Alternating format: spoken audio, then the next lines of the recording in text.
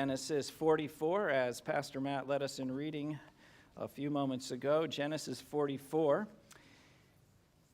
And I've entitled the message this morning, The Big Test. The Big Test. I wonder, have you ever had somebody say something to you? Or maybe you've said something to somebody because you just wanted to see what they would say to that. Some of you husbands are thinking, yeah, my wife did that to me this week, right? And maybe vice versa too, right? Where you just kind of see what are they going to say if I say this, and so you throw something out there that might be a little outlandish. Maybe you do this with your kids, right? You want to find out what they're thinking, so you say something, and maybe it's just a little bit off the wall, but the point is you kind of want to get to know what's going on in their mind, what's really happening. Well, this week we are going to see that Joseph is going to put his brothers through a big test. He is going to do something to see how will they respond in all of this.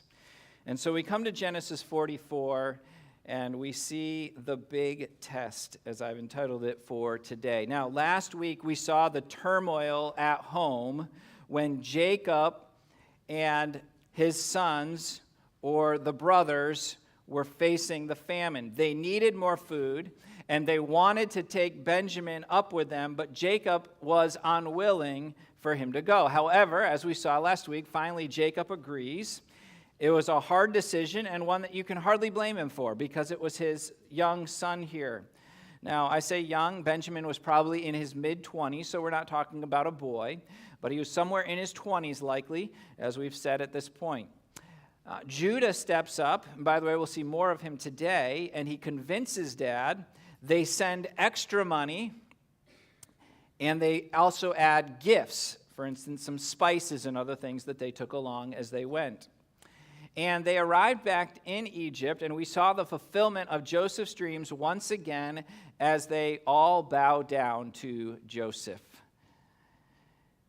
And I noted that for you last week. They arrived back to Egypt, and they are invited to a meal in Joseph's home.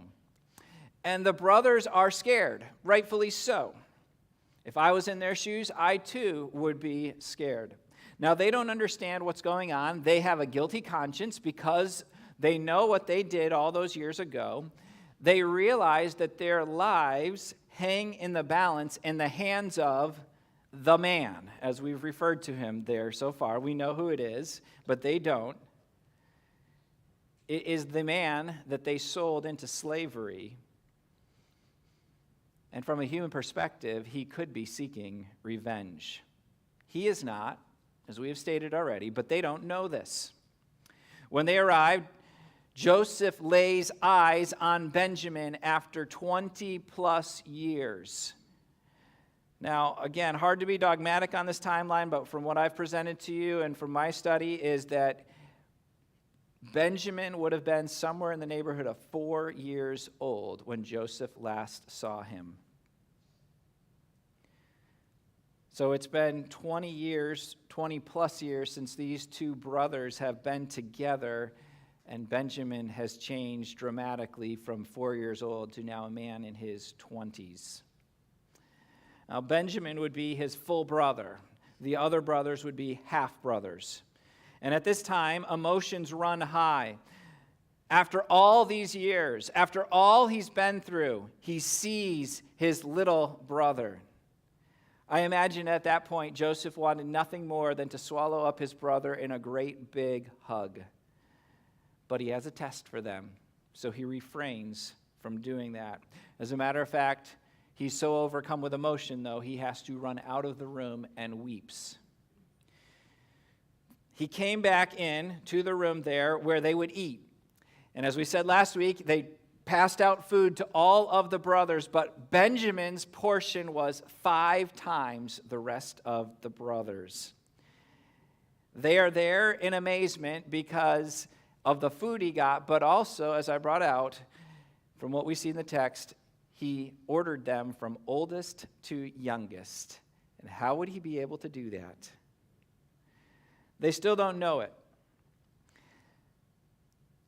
Something else is that unbeknownst to them is that they are about to be tested with the biggest and final test before the tension finally rescinds.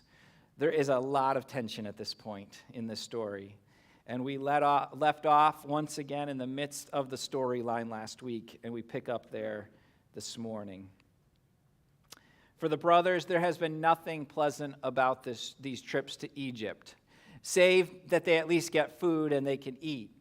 But now what they are about to face is going to be really unpleasant for them.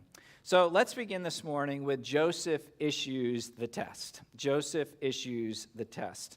Look with me at verse number 1 and 2 of chapter 44. They have eaten.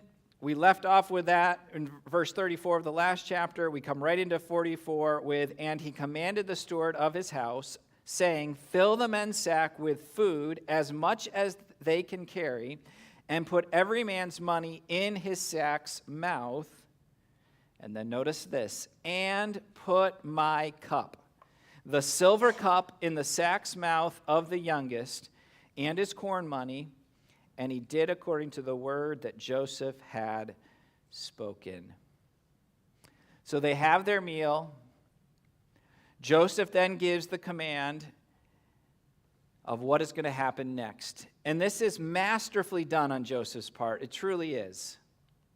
So they are told, the steward is told by Joseph, go and fill their sacks as full as you can fill them. So give them as much food as they can possibly take. In addition to that, there in the mouth of the sack, you put their money right back in there so that when they open it, they will see that money. But they closed it all up. They couldn't see it.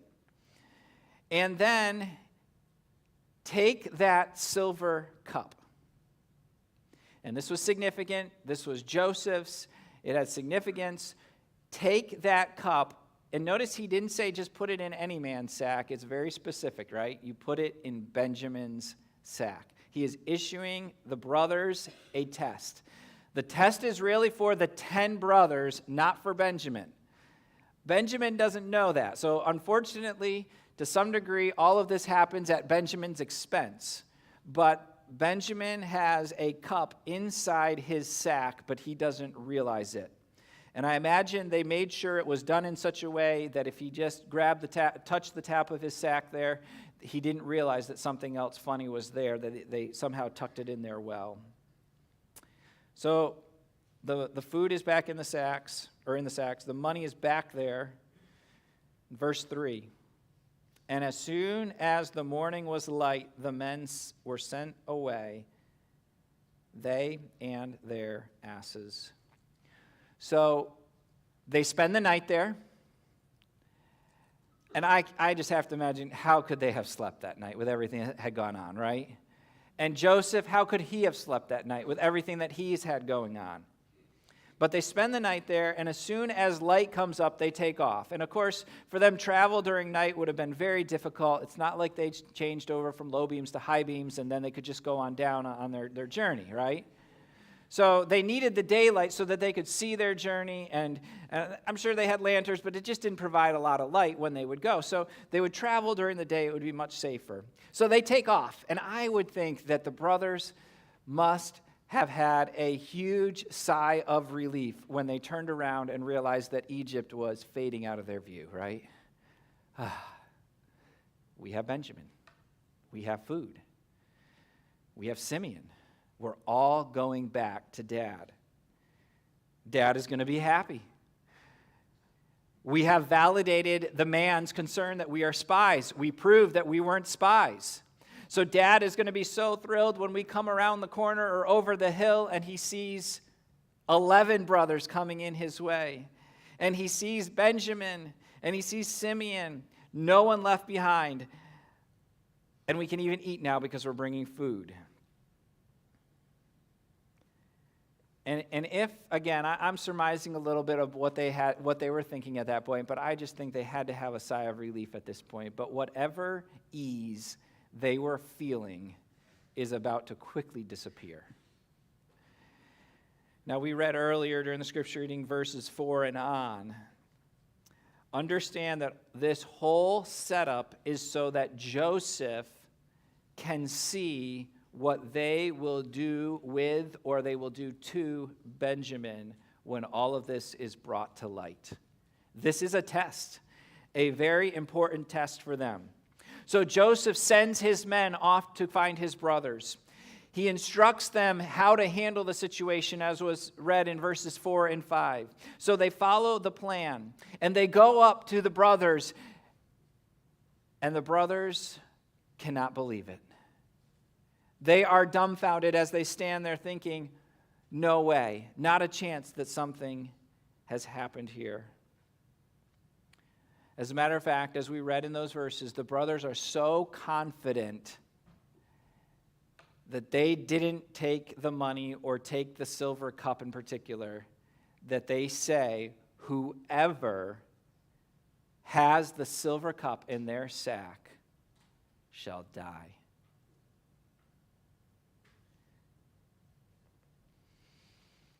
That's an amazing statement there, right? That they are willing to put that individual on the altar to be killed for what he has done, and they will be servants.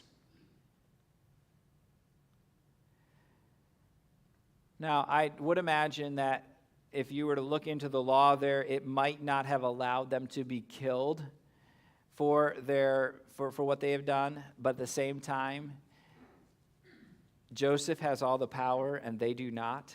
And so they are now caught in this incredibly tense scene. The brothers are standing there and they say, okay, if we have that cup, let that individual die.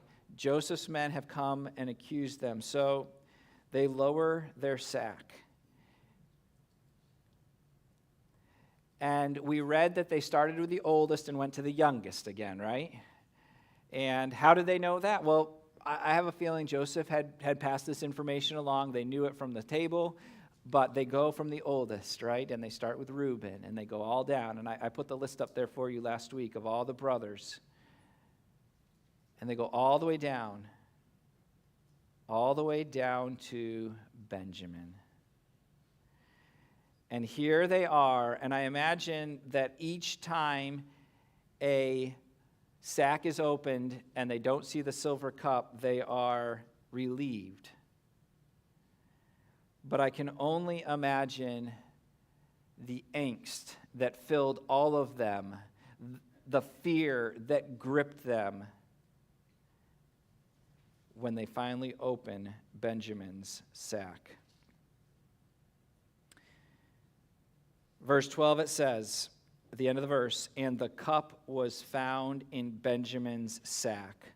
Then they rent their clothes. They tear their clothes because there it is. And all those brothers immediately know what this means. They know exactly what the significance of this is. And I imagine they were going between two thoughts. One, Benjamin, how could you dare do this? Why in the world would you ever take that?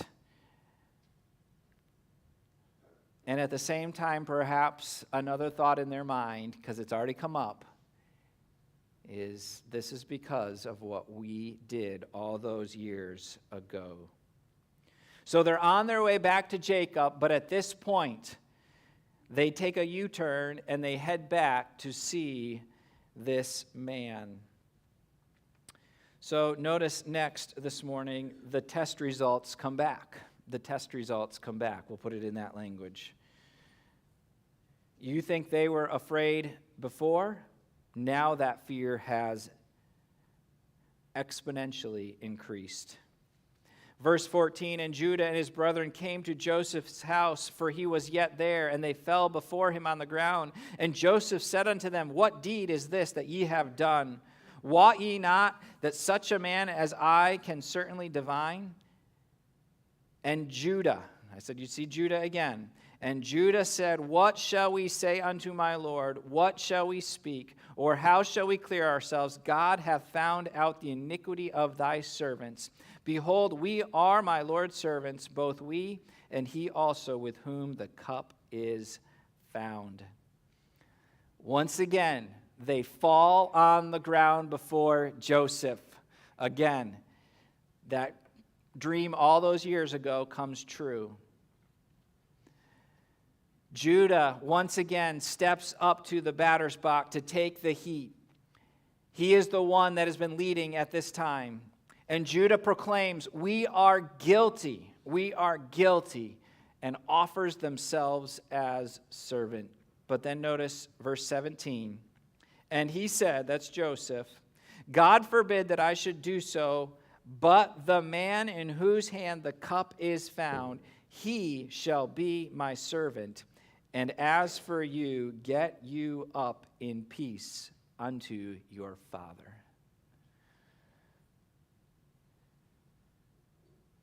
I imagine those brothers had knots in their stomach like they had never experienced. They had a frog in their throat like they had never felt before. The panic of the situation, the sheer terror of thinking Benjamin is going to be left behind as a servant, and we are going to have to go home and tell Dad that he is not coming back. The guilt of their past sin is coming back, and that's really why this is all happening. Despite the fact that they say, "We are your servant," Joseph says, "No, I'm not interested in you 10. But Benjamin, he's going to be my servant. For you other 10, you didn't do anything wrong. You can go." And here it is. Here's the moment we've been waiting for, and here's the moment Joseph has been waiting for. So what will the brothers do? 20 plus years ago, they concocted a plan to get rid of one of the brothers. They did so. They don't know that they're in his presence at this moment, but then they went back and told Dad a lie about it all, and now they've been living with this for all these years. Now, here's the list of them again. Reuben, Simeon, we're familiar with those two, Joseph and Benjamin. Last week, we got to meet Judah, the fourth on the list, as he steps up to negotiate with his dad. He had made promises back in verse 9 of chapter 43. Remember this? He promised his dad. He said, "I will personally bear the responsibility if Benjamin is not brought back." Now, Joseph doesn't know that yet. He doesn't know that Judah promised that. He doesn't know all the discussions that happened back home. But at this time, Judah steps up in a big way. Now, let me talk with you about Judah for just a moment. Because Judah's past is filled with ungodliness. We don't know a lot about all these, but if we were to pick one out of there and say, "Oh, this is a godly man," we would pick Joseph, of course. And then after that, we might pick Reuben because he's the one that tried to stop this whole thing. We might assume Benjamin's a godly man too. We just don't know a whole lot about them. But what we do know is that in particular with Judah, this does not appear to be a God-fearing man. When we started this study of Joseph's life, we began in chapter 37. That's when Joseph got sold into slavery and the story got into motion. We basically skipped over chapter 38. I just made a couple of comments on it, and we won't study it, but want to give you a little picture of Judah from that chapter here. In chapter 38, we learn that Judah's sons were wicked. So wicked that both of them were killed by God. Now, Judah's sons were old enough, got married, had children. And on one occasion, Judah visits a prostitute only to find out it was his daughter-in-law. Judah's past is not a pretty picture. But I want to suggest to you now that today in our story, Judah is a different man. He has changed. It doesn't make right what happened in the past. It certainly does not. But he has changed. Back to our current situation, Joseph is standing in front of his 11 brothers.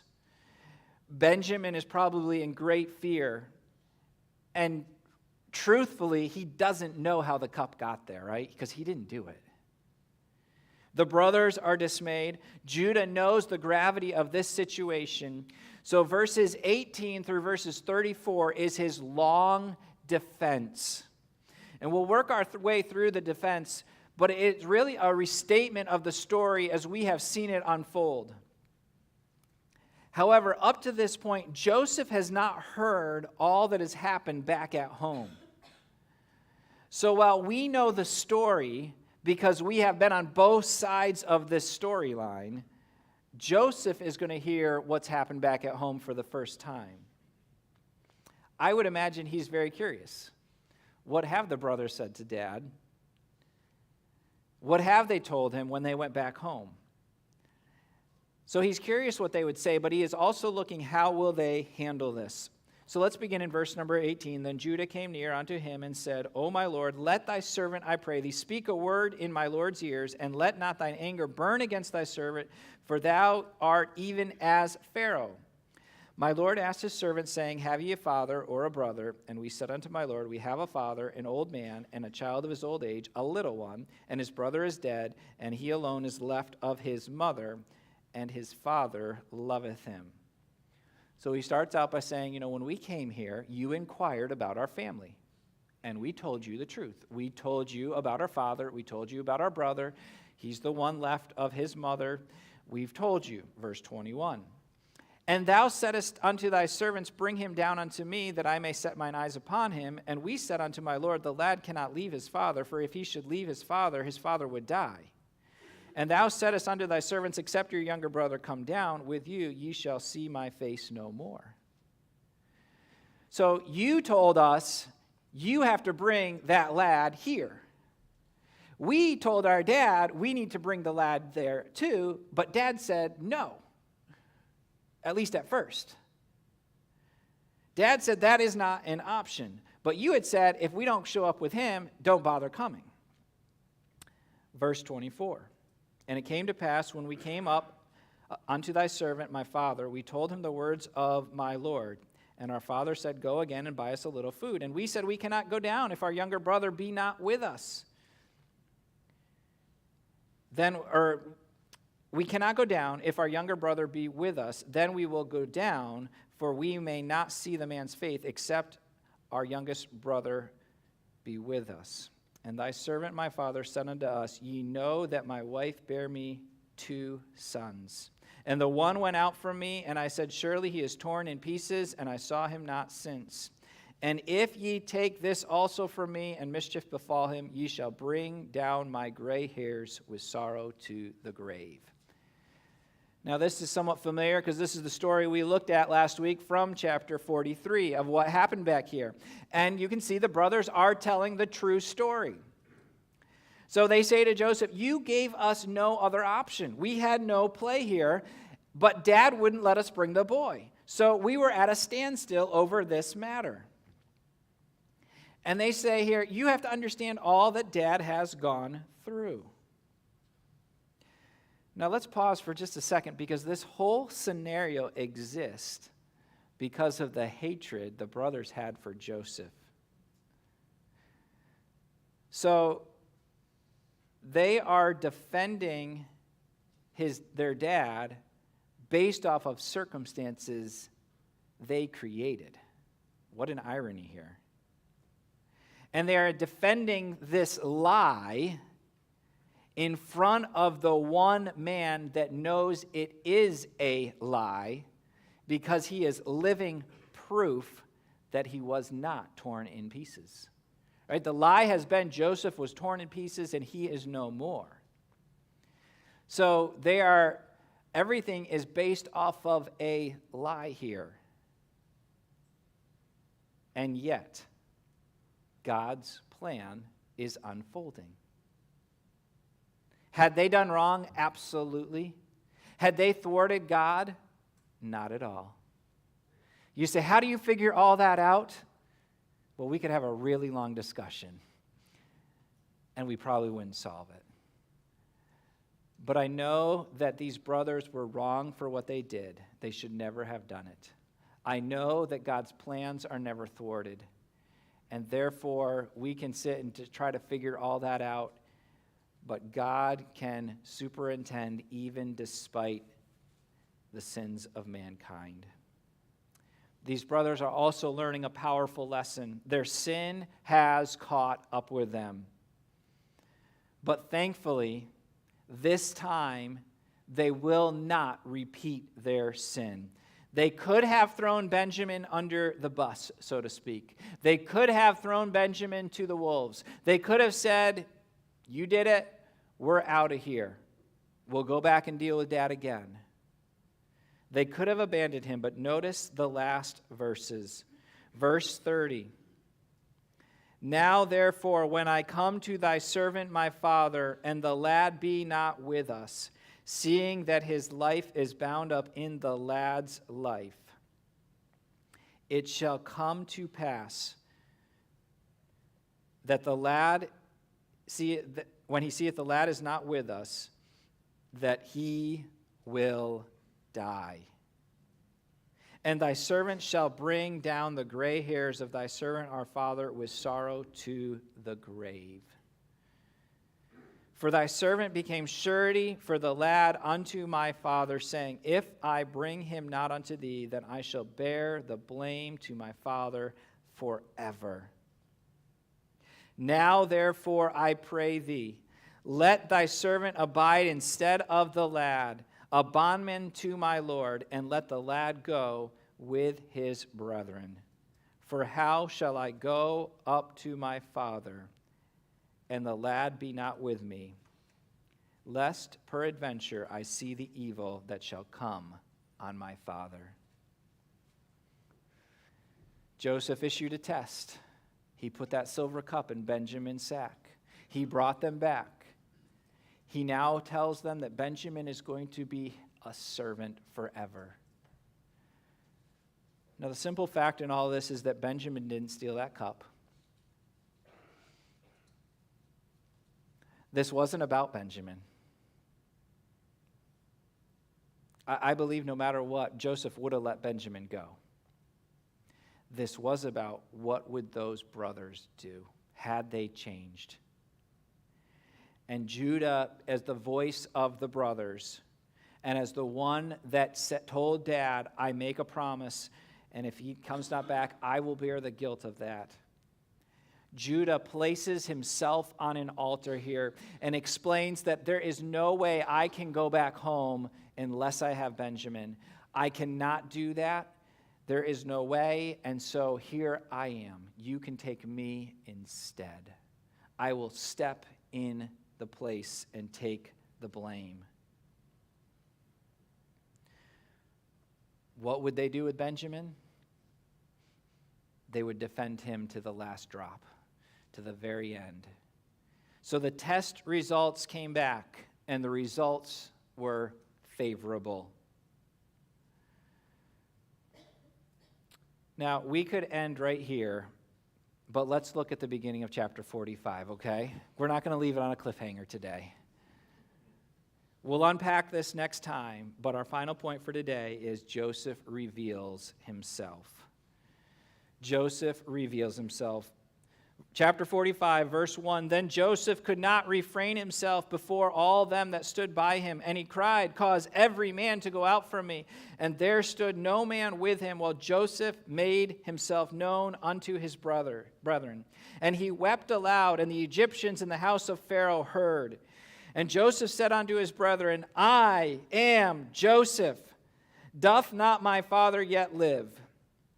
And his brethren could not answer him, for they were troubled at his presence. Okay, so there's a little bit of a cliffhanger in here, sorry. But at this point in all of this, Joseph can't handle it any longer. He sends everybody out of his presence. You see, up until now, Joseph has been using a translator. He didn't need it, but he's been using a translator for all of this. And now he is going to take the opportunity to speak to them in their own language. And he is going to say, I am Joseph. And so he reveals himself to his brethren. And there they stand speechless. And I at least relieve the tension of Joseph revealing himself. We will see what happens next week. Actually, we probably won't get to this next week. We will get back to this story, okay? But we will see what happens as this story unfolds and how they respond. But as I wrap up for today, let me say this, that I believe God is a God of second chances. You see, he is a God of forgiveness. He is a God of mercy. And failures in our past do not mean we cannot turn the corner or turn over a new leaf, as we might say, and do what is right. Judah, we would have to say, was a failure in the past by what we see. Judah sinned, grossly sinned, dreadfully sinned against God. However, in this chapter, as we looked at today, chapter 44, Judah steps up and he says, no. You will not take Benjamin. I will stand in his stead. And God will give you a second chance too. And maybe some of you think, no, I've done something in my past, or I have wandered away. I believe God will give you a second chance. I don't believe our past has to define us. Yes, there are scars, right? There are repercussions to what we have done. And the consequences don't necessarily always go away. The brothers are facing that right now. Judah is facing that right now. He is standing there scared right now because he is looking at his brother Joseph, and all that stuff is coming back. But yet, we would also say that this is a triumph for Judah because he has done what is right before the Lord. He has done what is right in front of Joseph. And so now Joseph is able to look at him and give them a pass on all of this. He's not going to make any of them his servant. He's not going to do that to them. And we'll find out all of why as we get into this in the future here. But God is a God of second chances. But let me also say this. If God gives you a second chance, take it. Don't push it aside. Maybe you have failures in your past, and you maybe say, I did things in my past. There is forgiveness with that. You might need to deal with it. That is true. But God can forgive you, and you can turn the corner, and you can make your life count. You see, for us in today's New Testament era, as we look at what we have been called to do, we have been called to lay up treasure in heaven. We have been called to live for eternity, not for the here and now. We would argue Judah was living for the here and now with the things that he did. There was great wickedness and great sin, but our call is to live for eternity. If you're here today and you're not living for eternity, you haven't turned that corner and you know you need to, would you, by God's grace, confess that sin and do what is right like Judah did and honor the Lord with your life? There is forgiveness. There is second chances with God. He desires that we would come back to him. He desires that we would do right. And this is going to have huge implications in this story as it will unfold as well. But we're thankful. I'm thankful today that as we go through this story, we can see a victory, a spiritual victory won here as Judah steps up and says, nope, you will not take Benjamin. I will go in his place. Next time we'll pick up with this. We'll see the reaction that happens and exactly how this unfolds with the brothers. As I said, I think next week we will not. We're going to have both communion and baptism next week, so I don't think I'm going to jump into Joseph. We'll do something else. But Lord willing, in a couple of weeks we will come back to it and continue this story as we study the life of Joseph. Shall we pray?